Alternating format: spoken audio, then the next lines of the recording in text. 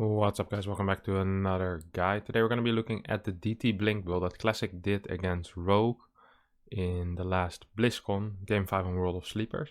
I've made a little guide on it, and we're going to be having a look at that game itself as well, to have a look at the unit movement, see exactly how he plays it, how he likes to move his units, and perhaps I can tell you guys about some variations as well.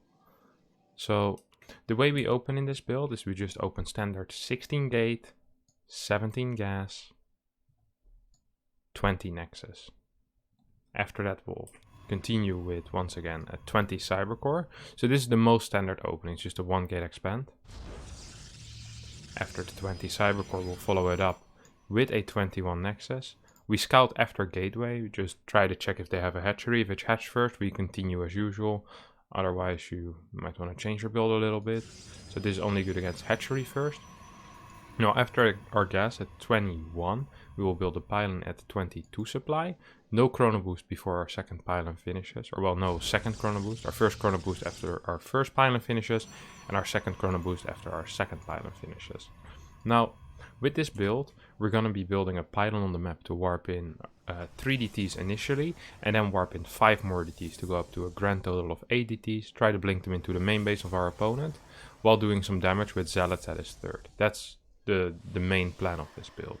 Now, once our Cybercore finishes, we start an Adept, a Twilight Council, and then a Warp Gate. You will notice that when your Twilight Council finishes, you won't actually have enough gas to start your Dark Shrine, so you might be thinking, why don't you just go straight Warp Gate?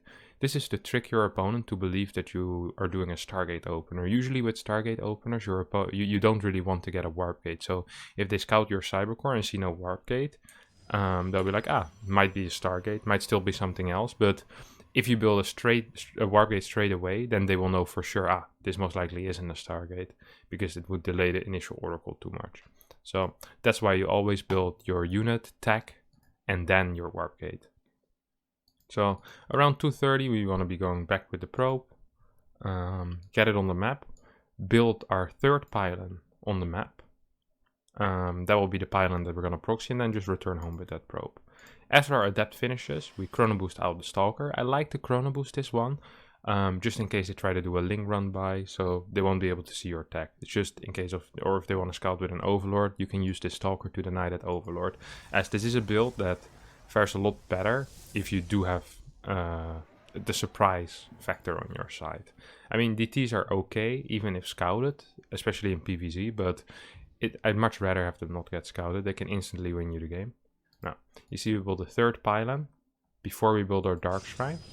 Once our Twilight Council finishes and we get 150 gas available, we immediately build a Dark Shrine.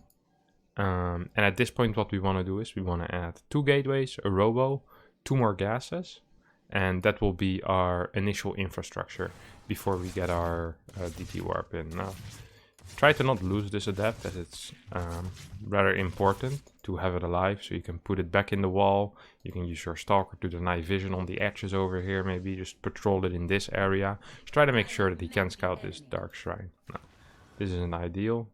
AI very easy does some things correct, and this time it decided to kill my adept for some reason. So, like I said, we go up to 3 gates, a robo once gas allows it. So 2 extra gates, then a robo. Then we get the 2 extra gases. And then we get another pylon, just to finish our wall off. On some maps you won't need the pylon, but on this map you do. Unless you build this cybercore one more to the left. You can build a slightly different wall, but I didn't do it this time. So I need another pylon to finish my wall. Once our gases finishes, we will start saturating them with 3-3 workers. And our Dark Shrine is getting closer to finishing up as well, which means we should be able to warp in a couple of DTs. Now, the way we want to use our DTs with this kind of build, if you don't have a prism, is you don't want to use them all at the same place. You want to split them up, do as much damage as possible. So that's what we'll be doing.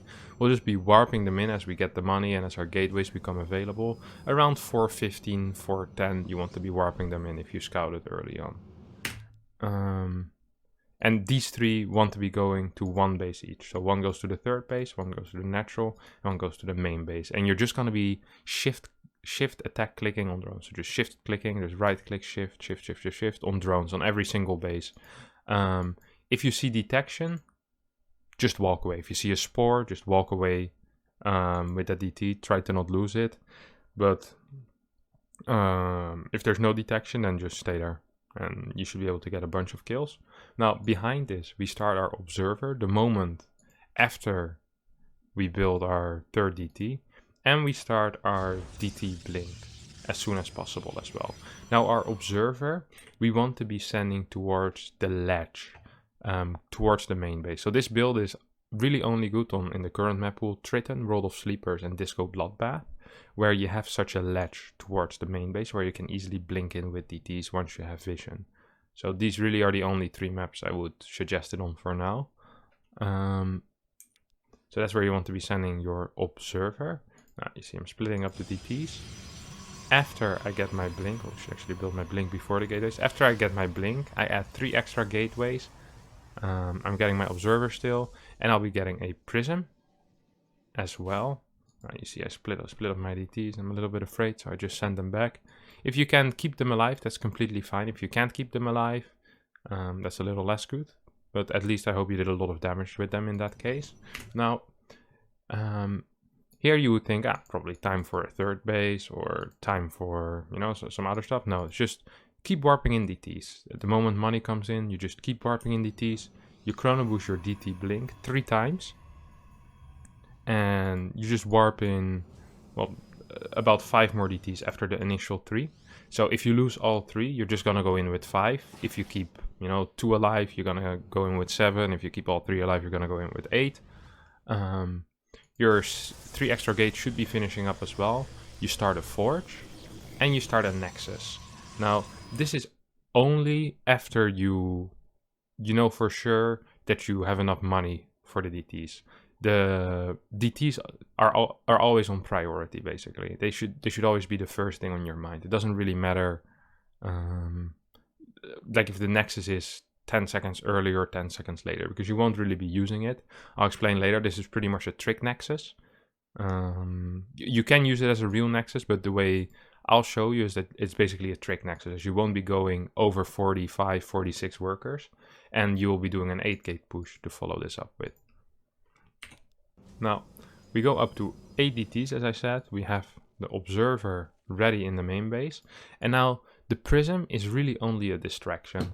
After they see the initial DTs, they will most likely be looking at this prism as the biggest threat. Because no one, this is the beauty of the build, no one expects DT blink because it's so extremely underused. So once you warp in 4 zealots here, they'll be thinking, oh, there's going to be 4 zealots and maybe 3 4DTs or 2 Archons. I probably have to send all my roaches over here, all my links over here. So your goal is to force his units to come here. So you want to show these. These are not supposed to be hidden, and these go in first. So you show these, and as these go in, that's when you blink in. Now, the temptation is very big to just go straight on here, but what you want to do, you want to wait till at least half of the cooldown of blink is back. So in case he still has a lot of units here, you can easily just shift Q here and then blink out once again. Now, this is really just a distraction. So if you see any units here, the moment you've blinked in, just pick them up and fly back over here. Just get them to safety. Now, in this case, my opponent isn't too hot, so we're gonna just straight kill him. In the meanwhile, though, this is not it. You know, there's a follow-up attack as well. So we build our forge, we get our +1, we get our immortal, and then we get our charge in that priority pretty much. We don't get any extra workers, and after this we'll go up to 8 gates, and then we make a push with 3 immortals, +1 attack, and charge. Hopefully after we've done a lot of damage with these 8 DTs, maybe we can get some damage in with these boys as well, but most of the time, these really are just a distraction. So, your DTs go wild, and that's pretty much the early build order, which, if you follow this, I believe you can get a lot of wins. Now, there is a lot of things which you can do slightly different. So, for example, if you play the same opponent once or twice, and he starts expecting the blink into the main, what you can do, for example, is to just have 2 DTs here and hide 6 DTs with this. So you're going with the zealots, and he'll be like, that's the fake zealots again. and then you just blink forward with the 6 extra DTs because he'll have his unit split. He'll pull these away, then you blink in with the 2 DTs over here, and you can start killing workers with the 2 DTs, or 1 DT over here, 1 DT over here. There's a lot of different splits that you can do with your units, which really make the build very hard to defend. Even if they know it's coming, you can still really confuse your opponent. Hell, in theory, you could even walk all of your 8 DTs to the natural and blink on top of this base. Try to kill as many drones or try to snipe a base. Most of the time with that kind of play, I think it's better to go for drones and then straight recall, but there's a lot of variations you can do, and if Zerg isn't ready for one of them, you're going to be in a very good spot and you have a very powerful push after. So we'll be going into the next game, which will be the Classic versus Rogue, and from there on out I'll show you different follow-ups from this opening. Now, as you can see, we're already 5 minutes and 44 seconds into the game, so we skipped the early parts as nothing too interesting happened there. We'll go straight to the most important part, so I can really show you exactly what I meant. So here we got our distraction with the zealots. Now Rogue is completely focusing on this. You see roaches, lings, everything is basically going there, and he's kind of expecting the DTs to be here as well. There's a couple of units ready. It's only 6 roaches, but together with the lings, they should be able to deal with 2 Archons, which is really what Zerg expects in this case as a follow-up, you know, maximum 2 Archons with this follow-up. They never expect these DTs in the main base, but even if they do, you see there's almost no units for the Zerg. We have a distraction planted, and we can just basically jump into the main base and right-click it. Now, behind this, we're taking the 3rd base. There's 2 ways we can use it. The way that Classic uses it is he uses it for the rich Vespene geyser in this case, but even that isn't completely necessary. He just basically uses it as a trick. It's a fake expand which won't really mine any minerals or a lot of gas for that matter. It's just there to make your opponent believe that you're expanding and build more drones rather than roaches. Now, of course, it can also just be a real base, which in that case you would continue worker production as you're doing this. So instead of going up to 8 gates, which Classic will do in a second, you just continue worker production, you chrono boost some on your workers, and you just go into Storm later on, play a standard charge slot Archon Immortal game. However, we'll be looking at the variation for now, where we do an 8 gate push as a follow-up with 3 to 4 Immortals. So here we are with the Dark Templar, once again Prism providing a pretty good distraction, and you see Classic is tanking some shots with it. He's like, as long as he's focused on this Prism, I'm a happy camper. Now Rogue sees that his layer is halfway dead the moment he switches over. It's like, hey, what's this? Well, it's 8 Dark Templar, my friend. These kill units very fast. Classic kills a couple more workers, blinks out of spore range, and then just recalls. So make sure to always have a recall available. You might not always be able to blink off the edge, or sometimes you'll be able to blink off the edge, but there's units here already. In that case, a recall is very useful. If your 3rd base gets cancelled by a Ling run by or something of the sort, it doesn't really matter too much as you weren't really planning on using it. As long as your opponent believes that you want to be using a 3rd base, it's good enough, because in that case they won't be building too many roaches. They'll be mainly building drones, looking for that economy, maybe even a 4th base. Now we see Rogue isn't really falling for it. He's rebuilding a layer, he's getting 2 extra spine crawlers, still has an overseer, use this overlord to scout as well. Classic still is on 6 gates, excuse me, and he's continuing Immortal production. But as you can see, not a single worker has been built in the past minute and a half, as he truly will be going for that big push out. Now, after you get your Prism and you recall everything home, you can do a little bit of Archon harass, perhaps maybe send single DTs who still have blink into mineral lines, target down some drones. Maybe blink into the main base, try to target down some drones there. Just try to keep your opponent busy and try to not fake push out with a lot of army, because the one thing you don't want is your opponent making units. So ideally you want to hide some sentries, maybe even hide some zealots. Pretend like you have a small army. Here's the Archon drop, just trying to do some damage.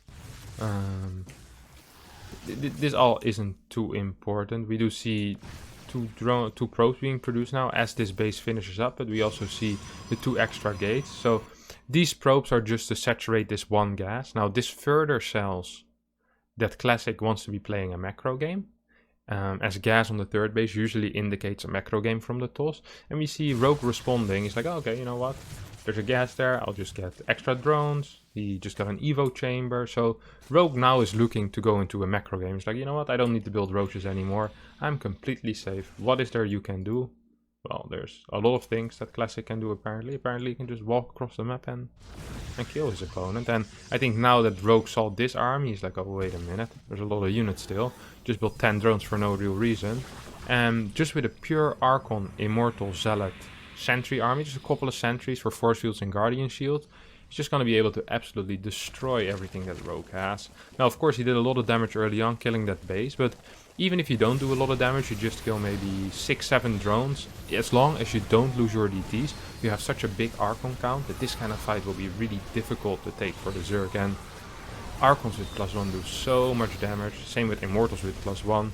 Zealots are extremely good as well with charge, of course, and absolutely crushing this fight, Classic is. Taking down the third base, and he will be able to just A-move over his opponent here. And yeah, win the game. And it really is it's a tough build, I'm not gonna lie. It's not an easy build to execute.